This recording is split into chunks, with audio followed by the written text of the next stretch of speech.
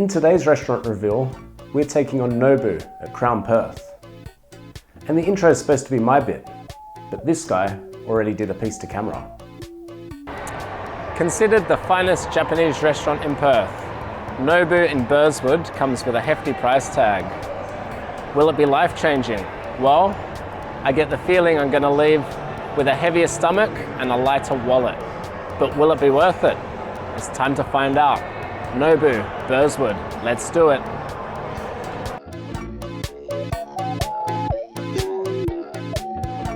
Today, we're hitting the Teppanyaki set menus, both variations, and at $198 and $140 respectively, they don't come cheap.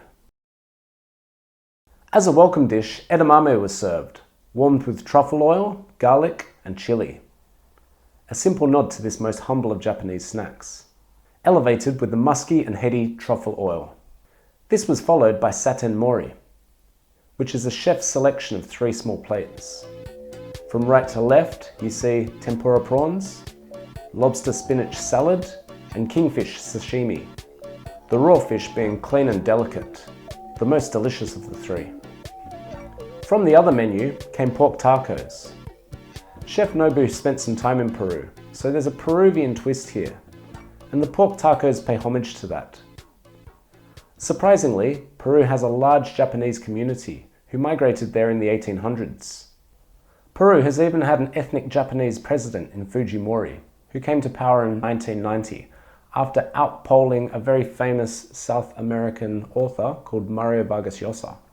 There, a small history lesson and a reference to modern literature.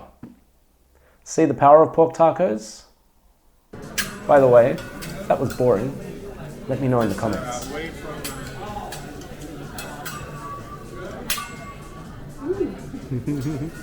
Seated at one of the teppanyaki sections, much of the food was cooked right there at the table.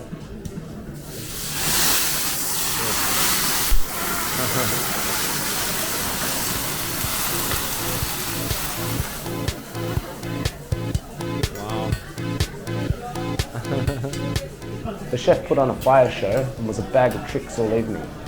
He even managed time for some banter and a spot of cooking. Carry on. That there is scampi, scallops, and cod.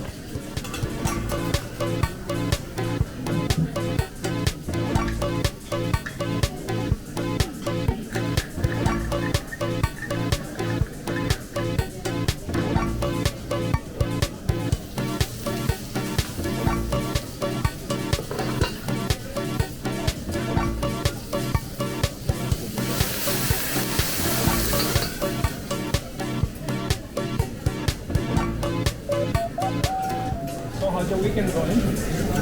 Pretty good. We're just going for a big walk today into Subiaco. Oh, nice. Search for bubble tea.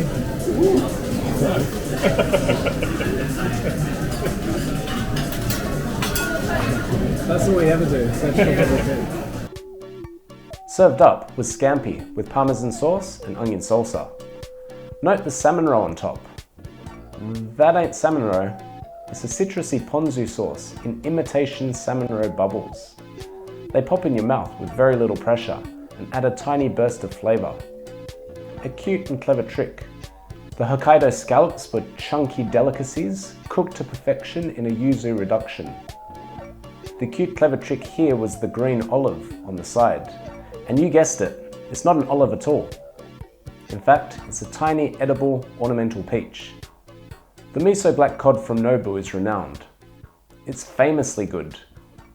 The cod is marinated in sweet white miso, mirin and sake for a good 5 days or more, and then cooked on the teppan. It's served in a carrot reduction. The meat is soft, buttery, and melt in your mouth delicious.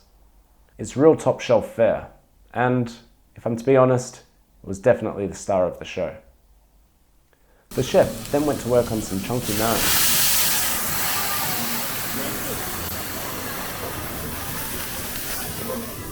Moments later, I went to work on some chunky marin. Now, freshwater crayfish tend to be a bit lacking in the taste department, as was the case here, but the nori butter and the expert cooking ensured the meat was juicy and tender The lean akami tuna was seared and accompanied with the ponzu bubbles, or, I can't believe it's not salmon roe, and onion salsa and avocado pretending to be wasabi. Perhaps another nod here to Nobu's South American connection. Wasabi was infused with the avocado, but it was subtly done, more of a suggestion of the idea of wasabi, rather than that heady, punchy, intense, and then clean wasabi hit. So onto the land proteins then. Onto the teppan went quail, lamb, wagyu, and foie gras.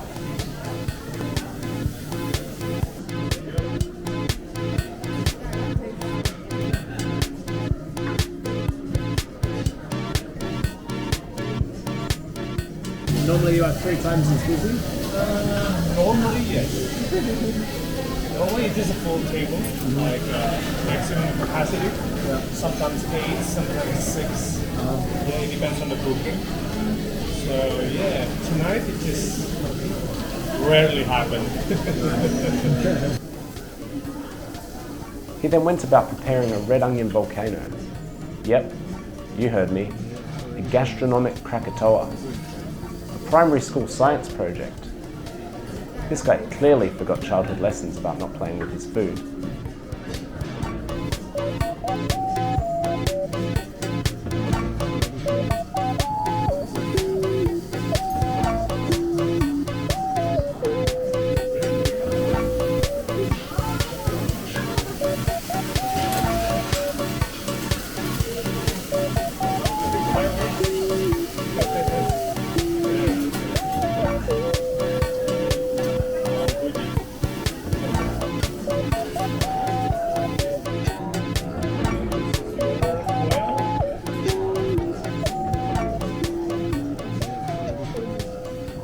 Next was quail, which was topped with fine strands of fried leek and accompanied with ricotta miso jus. The 9+ marbled wagyu sat in a black truffle teriyaki sauce and then topped with generous amounts of foie gras. The meat was tender and the foie gras was creamy and divine, like a buttery pâté. A joy to the palate. It tasted like a real moral minefield. The lamb was quite simply prepared, with a side of vegetables and a parmesan net.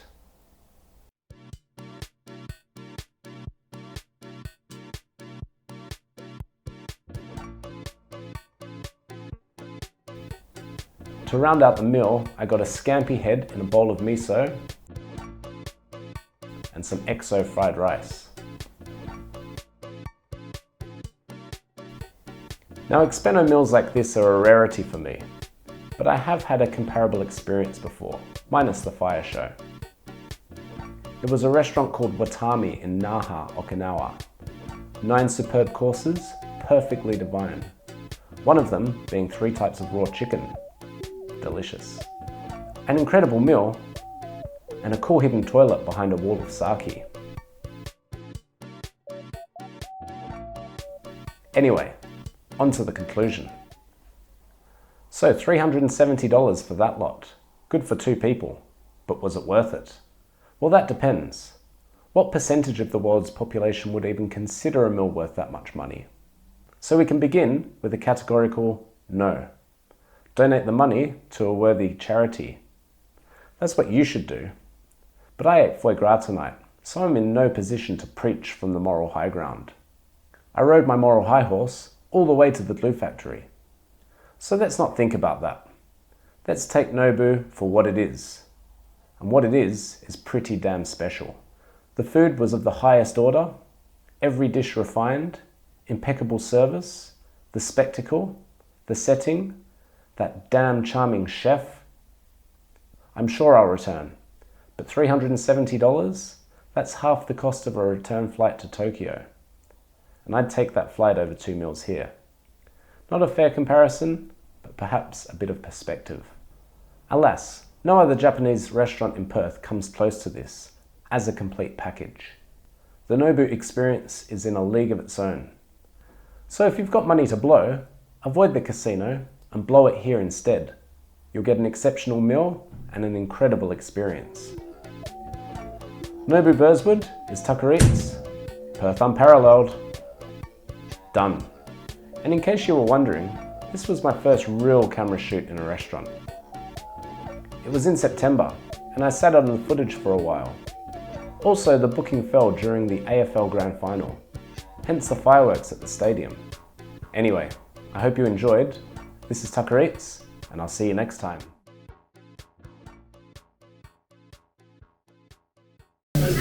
How long have you been doing teppanyaki? Since 5 p.m.